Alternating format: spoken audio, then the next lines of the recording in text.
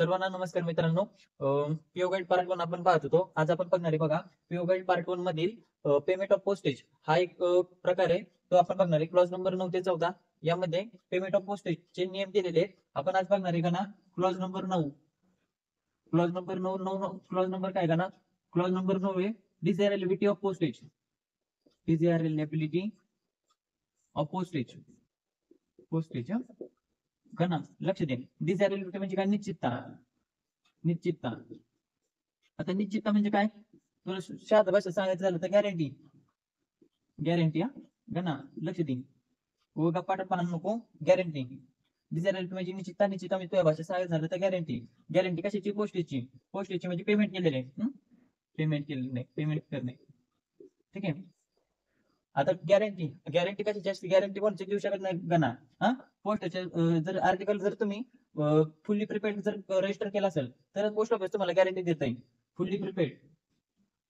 Fully prepaid. Fully prepaid register article. Register article जे असते त्याचं जर तुम्ही पूर्णतः पेमेंट केला असेल, फुल्ली म्हणजे पूर्ण, प्रिपेड म्हणजे पूर्ण भुगतान केलं असेल तरच पोस्ट ऑफिस या पत्राची गॅरंटी देत आहे, म्हणजे डिझायरेबिलिटी देत आहे. आता एक आपला नमुना होता जीडीएस. काय झालं गणा, एक 2 महिने झालं पुरीशी गप्पा हाणत होता चांगल्या. जानेवारी पासून गप्पा हाणं सुरू केलं. फेब्रुवारी मध्ये त्याला व्हॅलेंटाईन प्रपोज ह्या तेवढे दिसले. पुरीला त्यानं प्रपोज केला. पोरगी म्हणली बाबा मी आधीच रिलेशनशिप मध्ये. गणाने 4 दिवस उपास धरला. 4थ्या दिवशी 5व्या दिवशी गणानं एक भाकर खाल्ली. डिझायरेबिलिटी तो विषय सोडा. Fully prepaid register article. Desirability म्हणजे निश्चितता. जर समजा तुम्ही जर एखाद्या आर्टिकलचं जर पूर्ण पेमेंट जर केलं असेल तर त्याची गॅरंटी किंवा डिझायरेबिलिटी हे पोस्ट ऑफिस देतं. जर समजा तुम्ही एखादं आर्टिकल आहे ते म्हणजे अनपेड असेल किंवा त्याचं पूर्ण पेमेंट जर केलं असेल तर ते तिथं पोहोचेल का त्याची गॅरंटी पोस्ट ऑफिस देऊ शकत नाही. त्यामुळे आर्टिकल बुक करताना हे फुल्ली प्रिपेड रजिस्टर असलं पाहिजे, तेव्हा त्याची डिझायरेबिलिटी दिली जाते. ठीक आहे. एवढ्याच क्लॉज मध्ये त्याच्या बाहेरचा काही क्वेश्चन विचारत नाही. शक्यतो हा क्लॉज नको, हा विचारला जात नाही परीक्षेला. त्यानंतर आपण बघणार आहे क्लॉज नंबर 10. क्लॉज नंबर 10 काय? Postage. Postage stamp. Postage stamp and stationery. Postage stamp and stationery. आता पोस्ट ऑफिस मध्ये गाणं काम करतोय. पोस्टेज स्टॅम्प बघितला असेल, पोस्टची स्टेशनरी बघितलं असेल. आता तुझ्या लक्ष द्यायला पाहिजे बाबा. स्टेशनरी म्हणजे काय? स्टेशनरी म्हणजे साहित्य असते. पोस्ट जे विकलं जातं त्याला साहित्य म्हणलं जातं. ठीक आहे. आपण आधी पहिल्यांदा पोस्टेज स्टॅम्प बघूया काय असते. Postage stamp. Postage stamp. ठीक आहे. एखादा आर्टिकल पाठवायचं असेल तर तुम्ही काय वापरता? पोस्टेज स्टॅम्प वापरता. आर्टिकल पाठवण्यासाठी त्याच्यावर आपण पोस्टेज स्टॅम्प चिटकवतो. पोस्टरमध्ये विविध प्रकारचे स्टॅम्प भेटतात. ठीक आहे. त्या प्रकारे पेमेंट ऑफ पोस्टेज करण्यासाठी पोस्टेज स्टॅम्पचा वापर केला जातो. Payment of article. Payment of article साठी पोस्टेज स्टॅम्पचा वापर केला जातो. त्यानंतर पोस्टेज स्टॅम्प गाणं कोण इश्यू करतं? पोस्टेज स्टॅम्प इश्यू करतं Indian post office. Indian post office. Indian post office करता. इंडियन पोस्ट ऑफिस कोणाच्या ऑथॉरिटीनुसार? Under the authority of government of India. Government of India. परीक्षेला विचारलं जातं का ना, किंवा पोस्टेज स्टॅम्प कोण इश्यू करतं? Postage stamp Indian post office issue करतं अंडर द गव्हर्नमेंट ऑफ इंडियाच्या ऑथॉरिटीच्या अंडर मध्ये. ठीक आहे. त्यानंतर एक असतं रेव्हेन्यू स्टॅम्प असते. आता परीक्षेला मोस्ट ऑफ टाइम बरेच सर्कलचे तुम्ही प्रश्नपत्रिका उलगडून बघा किंवा प्रश्नपत्रिकेमध्ये प्रश्न हा दिसतोच की रेव्हेन्यू स्टॅम्पचा पेमेंट ऑफ पोस्टेज साठी उपयोग केला जातो का? पेमेंट ऑफ पोस्टेज साठी उपयोग. पेमेंट ऑफ पोस्टेज साठी रेव्हेन्यू स्टॅम्पचा उपयोग केला जातो का? तर नाही. पेमेंट ऑफ पोस्टेज साठी रेव्हेन्यू तिकीटचा उपयोग केला जात नाही. रेव्हेन्यू तिकीट कोण इश्यू करतं का ना? रेव्हेन्यू तिकीट इश्यू करतं बघ इंडिया सीजीआय म्हणजे central government of India. Central government of India. गणा लक्षात आलंय का? सेंट्रल गव्हर्नमेंट ऑफ इंडिया काय करतं? रेव्हेन्यू स्टॅम्प इश्यू करतं. आणि पोस्ट ऑफिस मध्ये आता तुम्हाला वाटत असेल की पोस्ट ऑफिसच बनवते पोस्ट ऑफिस विकते का? तसं नसतंय. रेव्हेन्यू स्टॅम्प हे सेंट्रल गव्हर्नमेंट इश्यू करतं. इश्यू ऑथॉरिटी कोणाकडे? Issue authority central government of India. आणि पोस्ट ऑफिस काय करतं? फक्त सेलिंगचं काम करतं आपलं पोस्ट ऑफिस. रेव्हेन्यू तिकीट आहे ते फक्त सेलिंगचं काम कोण करतं? पोस्ट ऑफिस गणा सेलिंगचं काम केलं जातं. ठीक आहे. एवढं लक्षात आलंय. त्यानंतर बघा त्यानंतर बघणार आहे आपण की बाबा पोस्ट ऑफिस पोस्टेज स्टॅम्प तुम्हाला समजलंय. त्यानंतर स्टेशनरी. आता स्टेशनरी म्हणजे काय? स्टेशनरी म्हणजे पेन पेन्सिल ही स्टेशनरी पोस्टात भेटत नाही बरं. लक्षात घे, स्टेशनरी म्हणजे पेन पेन्सिल पट्टी असला विषय इथं नाही. इथं स्टेशनरी पोस्ट स्टेशनरी कुठे भेटते, चला बाबा एनवलप लागते. एनवलप अक्षर मग एवढं चांगलं नाही आहेत का, पण समजून घ्या आता. एनवलप एनवलप म्हणजे काय तर लिफाफे हा, पत्र चिठ्ठी आतमध्ये गुंडवून पाठवतो, वरून काहीतरी लावायला लागतं रॅपर, त्याला एनवलप म्हणतात. बघितलं ना एनवलप, ठीक आहे. त्यानंतर दुसरं काय भेटते post stationery, inland letter card. Inland letter card असतात. Inland letter card inland letter card हे काय पोस्टात भेटतात. त्यानंतर असते पोस्ट कार्ड. पोस्ट कार्ड गणा. आता पोस्ट कार्ड वर बघा काय काय पोस्ट कार्ड असे असतात, त्याच्यावर 5 रुपयाचं हे एम्बोस केलेलं असतात. एम्बोस स्टॅम्प म्हणजे काय असते, छापील किंमत असते त्याच्यावर. एम्बोस स्टॅम्प म्हणतात त्याला, म्हणजे त्याच्यावर काय व्हॅल्यू छापलेली असते. आता जर समजा तुम्ही पोस्ट कार्ड घेतलं किंवा तुम्ही जर एम्बोस स्टॅम्प घेतला किंवा एम्बोस एनवलप घेतला, तर जर समजा तुम्ही त्या एम्बोस एनवलपला समजा 20 रुपयाचं पेमेंट लागत असेल, 20 रुपये लागत असेल तुमचं ते पत्र पाठवायला, 5 रुपयाचं तर हेचे समजा छापील किंमत आहे. आता वरचे 15 रुपये कसे द्यायचे, 15 रुपयाचे काय करायचे का ना, 15 रुपयाचे परत तिकीट लावायचे, नाही तर डायरेक्ट विंडोवर द्यायचे 15 रुपये.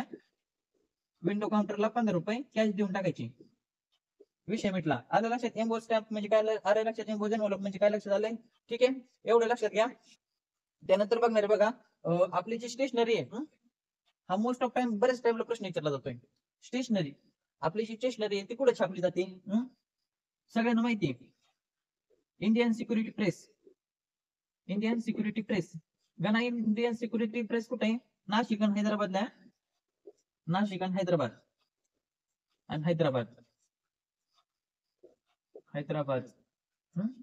आता नाशिक म्हणतात लगेच आपल्या लक्षात आलं पाहिजे, नाशिकला काय भेटतंय, द्राक्ष भेटतंय.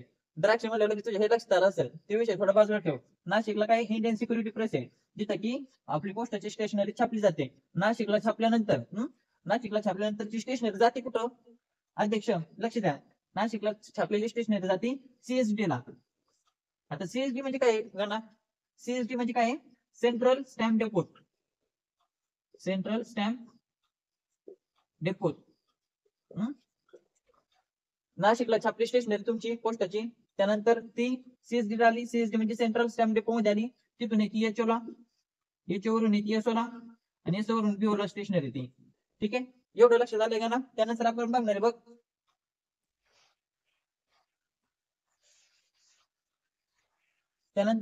आहे बघ, की फिलॅटेलिक bureau.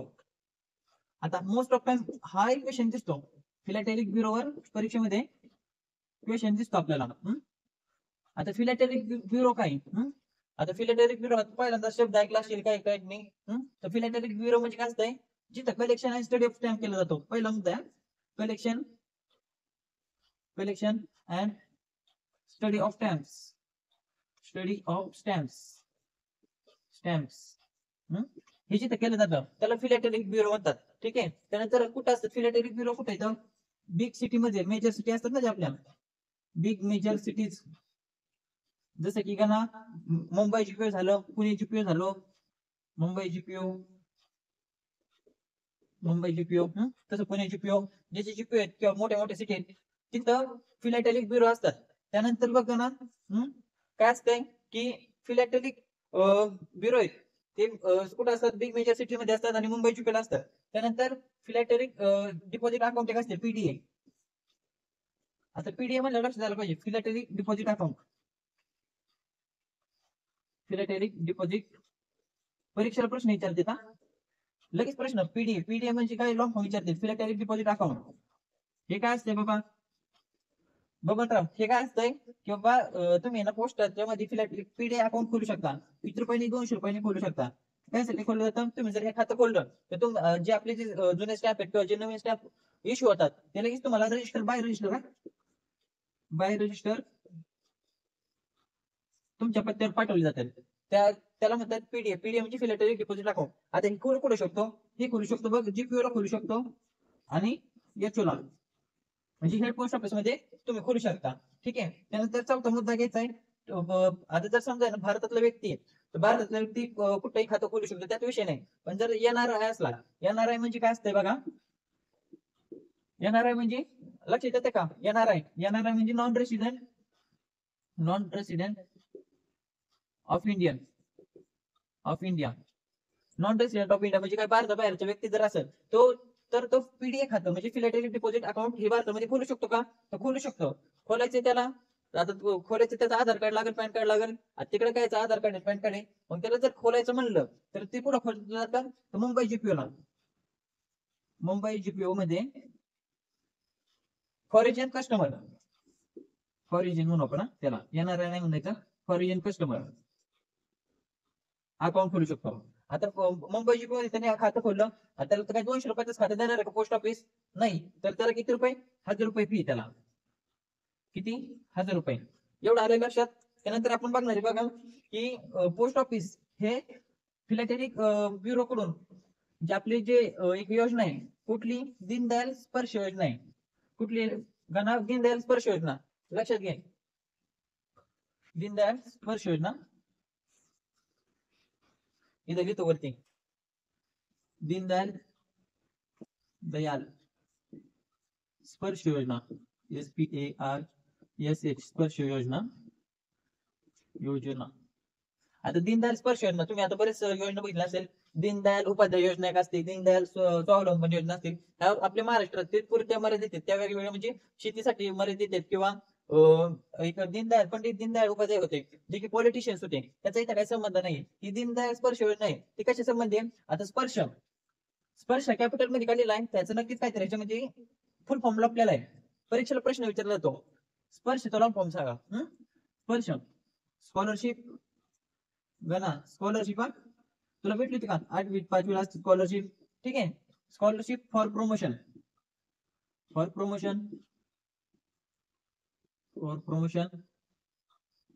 Aptitude for promotion of aptitude and research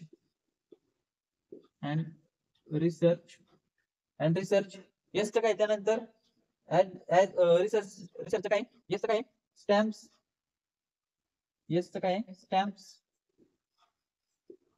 आणि याचं काय? हॉबी. आता एवढं मोठं लॉंग फॉर्म कसं लक्षात ठेवायचं बाबा? स्पर्श म्हणजे काय? स्कॉलरशिप. 5वी 8वीला तुम्हाला स्कॉलरशिप भेटली असेल, त्यासाठी प्रमोशन साठी असते समजा, नाही का? प्रमोशन साठी असते. कशासाठी? Aptitude and research in stamps hobby. म्हणजे ज्या विद्यार्थ्यांचं ही स्टॅम्प कलेक्शन मध्ये हॉबी आहे, त्यांच्यासाठी ही स्कॉलरशिप योजना आपल्या पोस्ट ऑफिसने सुरू केलेली आहे. त्याच्या काहीतरी अटी असतील ना, की कोणाला बाबा कोणी लाभार्थी होऊ शकतं, असं नसतंय. त्याच्यासाठी काहीतरी क्रायटेरिया असतोय. तर ही दीनदयाल स्पर्श योजना कोणासाठी आहे? तर दीनदयाल स्पर्श योजना बघा 6वी ते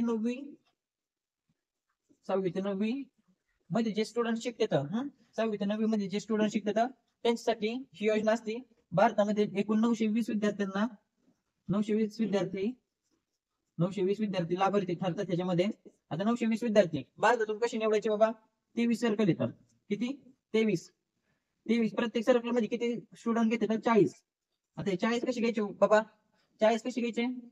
6वीतले 10 घे, 7वीतले 10 घे, 8वीतले 10 घे आणि 9वीतले 10 घे. आता हे 10 स्टुडंट पात्र ठरवले. आता यांना नुसतं पात्र ठरवून उपयोग का? त्यांना काहीतरी योजना आहे, स्कॉलरशिप योजना आहे. पहिल्या शब्द दिले स्कॉलरशिप म्हणलं त्यांना काहीतरी द्यावं लागेल ना. त्यांना काय दिलं जातं? 6,000 रुपये वार्षिक. किती? 6,000 रुपये वार्षिक. प्रत्येक 3 महिन्याला त्यांच्या खात्यामध्ये 1,500 रुपये पडले जातात.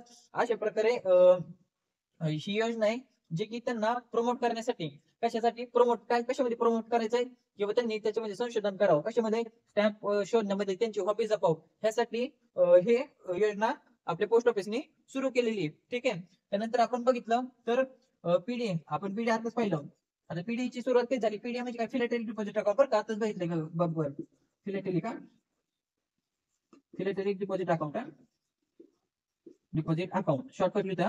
आता फिलॅटेलिक डिपॉझिट अकाउंटची सुरुवात कधी झाली? गणा 1/8/1965 ला एफपीडीए ची सुरुवात झाली. आता ही दीनदयाल स्पर्श योजना कधी सुरू झाली ते विचारलं जातं.